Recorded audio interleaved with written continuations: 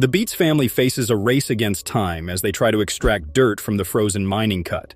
But as the temperature rises, so do their challenges. Would they be able to fix their problems in time for the day's mine, or would they go back home disappointed?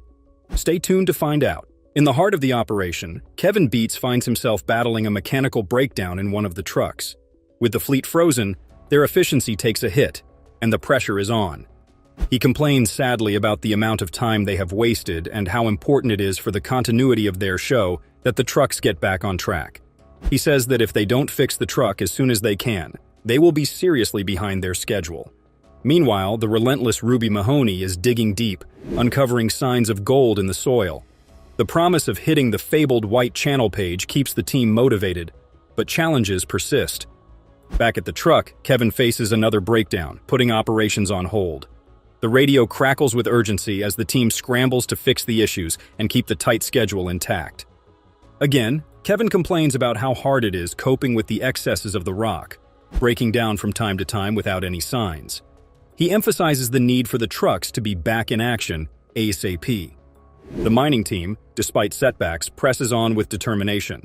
Tony BC takes charge, strategizing to salvage the situation and keep the mining operation on track. Like Kevin, Tony sees how important it is for them to avoid any more setbacks. Time is of the essence if they want to make the quota for the day. He rallied the team, and soon enough, the machines began to work and they began to set the ball rolling. Over at the wash plant, Fred Lewis seeks guidance from Parker. Equipment issues threaten to compromise Fred's gold production target for the season. Fred and Parker talk about the issues they have with their equipment and the urgent need for a solution. Because if they don't find a remedy to this problem, they may not be able to continue with the series. Fred makes the tough call to shut down the wash plant, creating doubt about the viability of reaching the season's gold target. The team, however, remains determined. Just when the morale of the workers seem to have been given a little push, another problem strikes.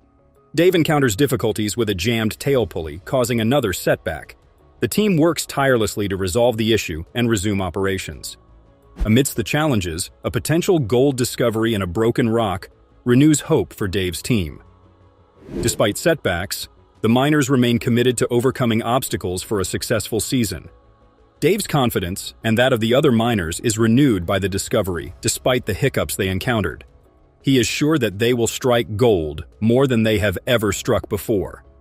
In a bold move, Fred Lewis decides to tackle the frozen creek obstructing their mining claim. Facing an icy barrier, the team orchestrates a plan involving a massive pump to melt the ice. The risky operation requires careful navigation, and Fred, tethered to a safety rope, takes the plunge into the unknown. The team successfully activates the pump, spraying a powerful stream of water onto the frozen creek. As the water penetrates the ice, Fred cautiously makes his way across, ensuring the safety of the crew. While the ice slowly yields to the relentless force of the water, concerns arise among the crew. The unpredictability of the situation and the potential risks weigh heavily on their minds. Instead of getting worried and worked up, the crew members enjoy the rush, excitement, and anxiety of the whole season. Their utmost hope, however, is that everything goes according to plan. After hours of vigorously battling the frozen barrier, the team's perseverance pays off. The pump successfully carves a path through the ice, allowing them access to the vital equipment on the other side. With the creek conquered, Fred's team regains access to crucial equipment, and mining operations resume. The victory over the icy challenge injects a renewed sense of determination into the crew as they push forward, undeterred by the harsh Alaskan conditions. As the crew returns to mining operations, they encounter a series of challenges that put their skills and machinery to the test. Faulty equipment and unexpected shutdowns become a recurring theme, threatening the efficiency of the entire operation. The pressure is on as they strive to extract as much gold as possible within a limited time frame. Amidst the chaos, expert operator Ruby Mahoney emerges as a key player. With tenacity and determination, she tirelessly operates the machinery, digging deeper into the cold soil in pursuit of the elusive gold. Ruby's expertise becomes a beacon of hope, providing the team with a glimmer of success in the challenging conditions. Meanwhile, Tony's son Mike leads the charge in a massive effort to strip 700,000 tons of dirt from the cold coat. The goal is to hit Paradise Hill's fabled White Channel Pay within a week. A breakthrough moment occurs as they discover what appears to be the distinctive iron-stained yellow soil, a potential indicator of gold-rich ground. The urgency escalates as unexpected setbacks plague the operation. Kevin, Tony's chief mechanic, faces the challenge of keeping the fleet of rock trucks in working order. With multiple breakdowns and a critical shortage of essential parts, the team is forced to make crucial decisions on the fly, further intensifying the race against time. With the clock ticking, Mike beats strategies to maximize the extraction of dirt from the cold coat. The ambitious goal of hitting Paradise Hill's White Channel pay within a week requires a relentless pursuit of efficiency. The BEETS family invests everything they have, mobilizing their resources to ensure the success of this high-stakes endeavor. The pressure intensifies as Tony's chief mechanic, Kevin Beets, faces a mechanical nightmare. The rock trucks, essential for hauling dirt, face constant breakdowns, each one threatening to derail the entire operation. Kevin's mechanical prowess is put to the ultimate test as he battles missing bolts, broken parts, and a relentless race against time. The turning point arrives as expert operator Ruby Mahoney uncovers signs of gold in the cold coat. The distinctive yellow soil, coupled with rounded riverbed rocks, suggests the presence of gold-rich ground. The discovery ignites a spark of hope, fueling the team's determination to persist in their quest for the legendary White Channel pay. Meanwhile, mine boss Fred Lewis faces a critical decision. Despite dealing with faulty equipment, Fred remains committed to mining the challenging terrain. However, the gold yields fall significantly short of the targeted 60 ounces per week. Faced with financial challenges and an uncertain future, Fred contemplates the viability of continuing the operation. In a surprising turn of events, Parker Schnabel, a seasoned gold miner, offers his insights to Fred Lewis. Parker, passing by the Lewis mining site on his way to his Alaskan claims, provides valuable advice on the challenges Fred's operation is facing. The encounter sparks a moment of reflection for Fred as he grapples with the complexities of the Alaskan gold mining season. As Kevin Beets battles the mechanical challenges, the urgency to overhaul the rock trucks intensifies. With several bolts missing and crucial components breaking down, the fleet faces a major setback. Kevin, along with the team, engages in a marathon of repairs, welding, and replacements, determined to bring the trucks back into operational condition. Mike Beets takes a calculated risk by leaving the critical mining site to fetch additional trucks from the Indian. Betting on a swift return, Mike leaves the operation in the hands of the remaining crew members. The decision is a high-stakes gamble, hoping that the gain in truck numbers will outweigh the potential loss in operational momentum during his absence. Tony Beets faces a managerial dilemma as the mining operation grapples with unexpected breakdowns and delays. With a third of the rock trucks out of action due to mechanical issues, Tony contemplates alternative plans. The need to balance immediate solutions with long-term strategies puts Tony in a tight spot, testing his leadership in the face of adversity. Expert operator Ruby Mahoney becomes the unsung hero as she embarks on a relentless digging marathon. Working day and night, Ruby pushes the machinery to its limits, determined to reach the fabled White Channel pay. Her unwavering commitment sets the tone for the entire team, instilling a sense of hope and determination amidst the challenging conditions. Fred Lewis finds himself at a crossroads as the challenges mount. With only 118 ounces of gold, well short of the targeted 500 ounces for the season, Fred contemplates the harsh reality. The race against time becomes more pressing as winter looms, adding a layer of complexity to the already challenging decision-making process. The unforgiving Alaskan wilderness continues to throw curveballs at the miners, from mechanical breakdowns to managerial dilemmas and the relentless pursuit of gold. The unpredictable nature of the terrain tests the resilience, adaptability, and sheer determination of each team member. As they navigate through the twists and turns, the outcome remains uncertain, making every decision a critical turning point in the quest for Alaskan gold. The mining drama continues, with each twist and turn testing the miners' resilience and determination. Will their collective efforts lead them to the golden bounty they seek, or will the challenges prove insurmountable?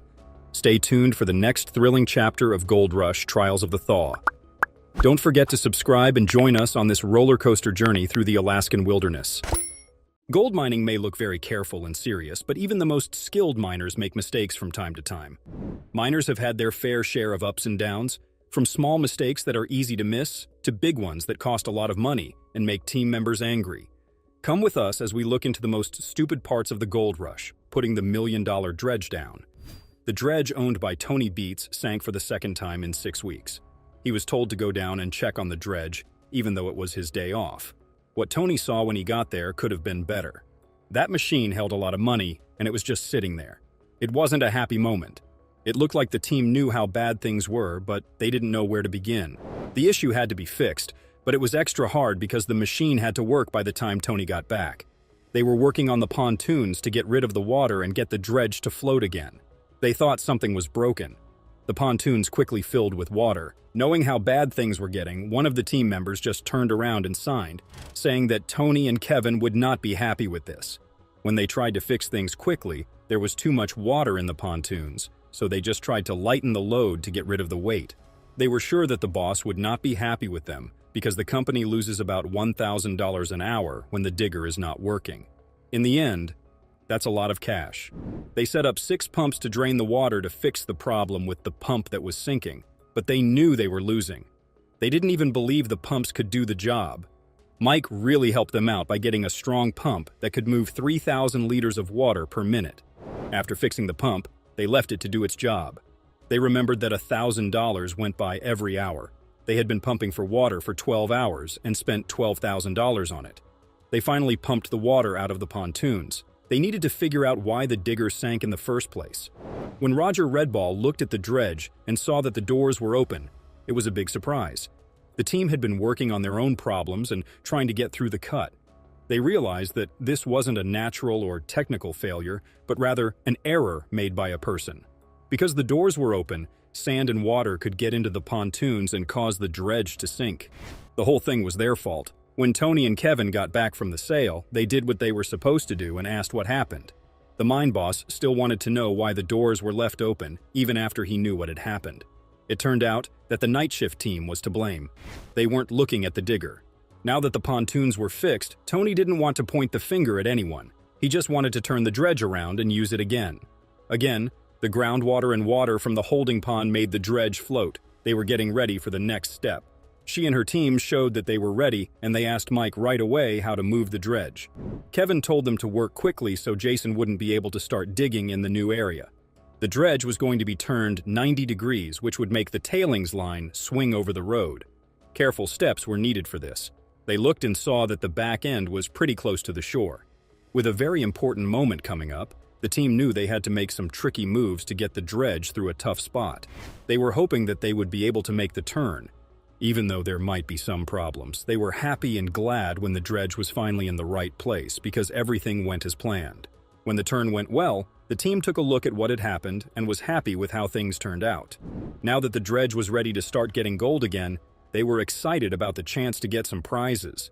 The bucket's noise showed that things were going well, and everyone on the team was feeling good and hopeful about what they were doing. The night shift crew did something really stupid that almost damaged Tony's dredge. But what a new driver did to a truck was even worse. The whole truck was almost destroyed, almost making an engine burst. After 11 weeks of digging, Tony had brought in more than 1,000 ounces of gold.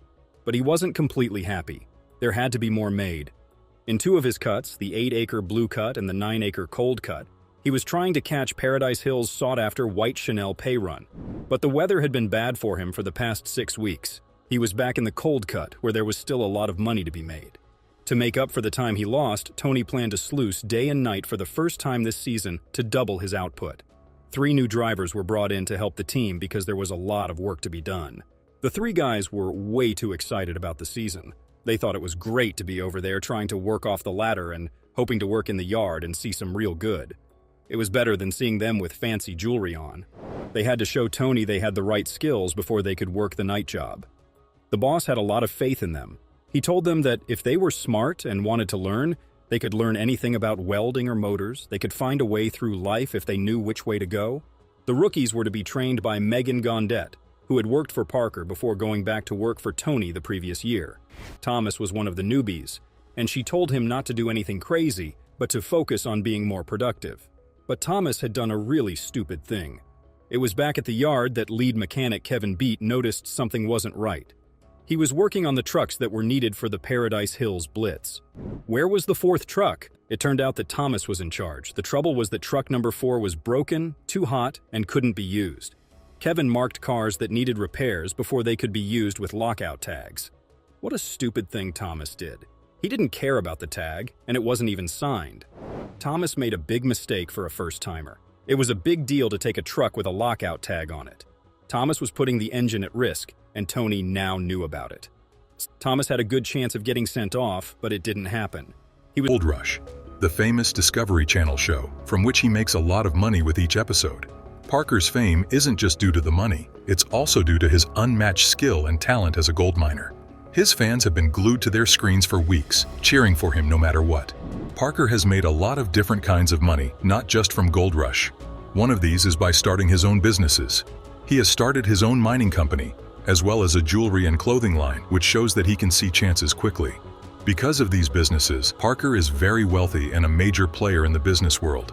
Parker is still humble and down to earth, even though he has done a lot and is very wealthy. Above all else, he values honesty, persistence, and drive. He has never forgotten where he came from as a young miner in Alaska. His honesty and modesty have made him a popular person in the gold mining world, liked by both fans and co-workers. Parker also makes a good living from his gold digging business. He owns claims in the Yukon Territory and regularly pulls out gold. He has started a number of businesses which have added to his wealth. That being said, people are interested in how Parker spends all this money since he is very wealthy. Parker Schnabel has a life that many people can't even imagine, and he does it all with love, grit, and compassion. Not bad out of the ditches. Yeah, a lot better than I thought it'd be. First gold from Dominion there. Yeah. That's not bad for the time that the plant had the issues with the water. Yeah. Parker knows how to enjoy the nicer things in life. One of his homes is in Haines, Alaska, and the other is in the Yukon Territory. His Haines home is a sight to see. It has 3 bedrooms, 2 baths, and stunning views of the mountains and forests nearby. Parker's real estate business isn't just in Alaska. He also bought a vacation rental home in the Yukon Territory. He makes a lot of money from this property because it caters to a wide range of people. Parker decides where to invest in real estate by looking into the market, doing some math, and going with his gut. He spreads his money out among different types of assets, like real estate, stocks, and business ventures, to lower his risk and raise his possible returns. Each property in his portfolio is like a brick in his financial future. It gives him security, growth, and the chance to get rich. The most amazing thing about Parker's real estate business is how well he can adapt to new market conditions. Over time, he stays adaptable and sensitive, changing how he invests to take advantage of new opportunities and trends. Parker Schnabel is a famous gold miner and author who is also known for his love of cars and his part on the Discovery Channel show Gold Rush. He has a fleet of high-quality cars, such as a Mercedes-Benz G-Wagon and a Ford Raptor, which is a tough off-road truck. The Raptor stands out because of its custom design, glossy black paint with bright red accents, and big tires, which show that he is brave, ambitious, and ready for the next journey. People love Parker's Mercedes-Benz G-Wagon because it is known for being durable, fast, and luxurious inside. It's a sign of his success and great taste. The Jeep Wrangler, which is also popular with thrill seekers and people who like to be outside, is the most popular off-road vehicle because of its tough design, removable top, and famous four-wheel drive. Parker's needs have been met by customizing the Chevrolet Silverado, which is a versatile and capable vehicle. This makes it a reliable and trustworthy companion for daily driving and off-road exploring.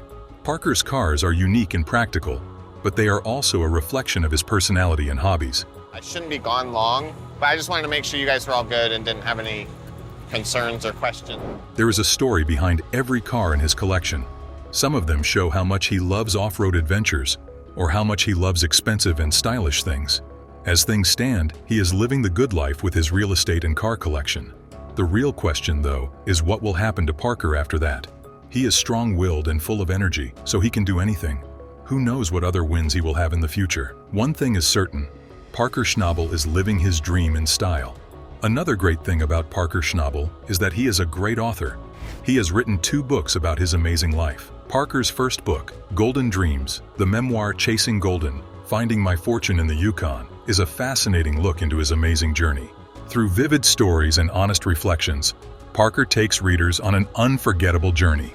sharing the struggles, successes, and important lessons he learned during this time. Parker had a hard time getting started as a gold miner in Alaska. He was the grandson of famous gold miner John Schnabel, so he spent his childhood around mining and learned the craft from a young age. One of Parker's biggest problems was getting recognized as a legitimate and successful miner in his own right.